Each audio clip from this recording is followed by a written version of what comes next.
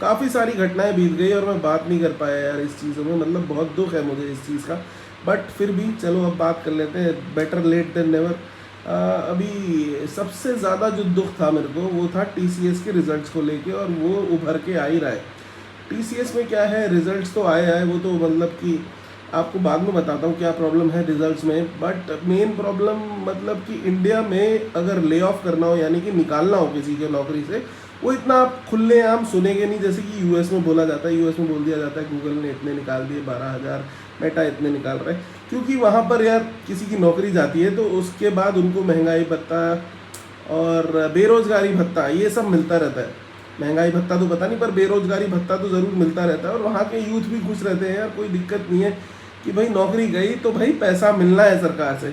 But India में ऐसा कुछ नहीं है, अगर आपकी नौकरी गई तो आपकी ईएमआई जो चल रही है वो चलती रहेगी, बट आपकी नौकरी की हालत खस्ता हो जाएगी। तो ये चीज़ कोविड में जिन लोगों ने महसूस की होगी ना, उनको ही पता है। अभी कोविड के बाद अब ये नई एक वेव आ रही है जिसमें कि खुले तौर पे टीसीएस के जो सीईओ है वो बोलते हैं भाई 12,000 लोगों को निकाल देंगे।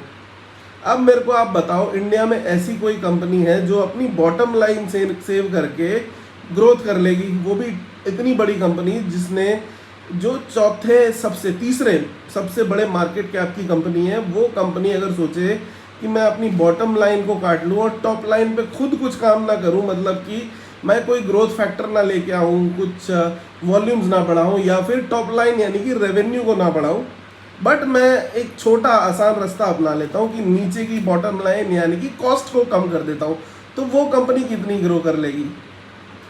ये सवाल मेरे मन में उठा। और ये सवाल खाली टीसीएस के लिए नहीं है, जब से टाटा जी गए हैं ना, तब से ये सवाल मेरी सारी टाटा की कंपनियों के लिए उमड़ रहा है कि कहाँ है वो विजन। अभी आप रिजल्ट्स देखेंगे तो रिजल्ट्स इतने ख़राब नहीं है, रिजल्ट्स एवरेज है, पर वो एवरेज पिछले 3 साल से एवरेज ही है। मतलब कि 2-2.5% की नॉमिनल ग्रोथ हो रही है टीसीएस के उसमें। और उनका ज़्यादातर बिजनेस यूएस ड्रिवन रहता है, तो वो डॉलर्स की जो ग्रोथ हो रही है ना, वही उनकी ग्रोथ है, बाकी कुछ ग्रोथ हो नहीं रही है। अभी स्टॉक करेक्ट हो चुका है 4500 से 3000, एक रेंज होती थी इसकी 3200 से 4200, 4200 से 3200, अभी 3200 को भी तोड़ के 3000 आ चुका है। स्टॉक की परवाह नहीं है मुझे इस देश की परवाह है जहाँ पर टीसीएस जैसी बड़ी दिग्गज कंपनियां, आईटी कंपनियां हमारे देश में बेहतरीन एम्प्लॉयमेंट जनरेट करती थी। मतलब कि आप तीसरा बंदा 5 साल पहले चले जाओ, हर तीसरा बंदा इंजीनियर बन के आईटी इंजीनियर बनता था। तो अब वो क्या होगा यार? तो थोड़ी सी दुखद बात है, बट टीसीएस को अपने ऊपर काम करना चाहिए।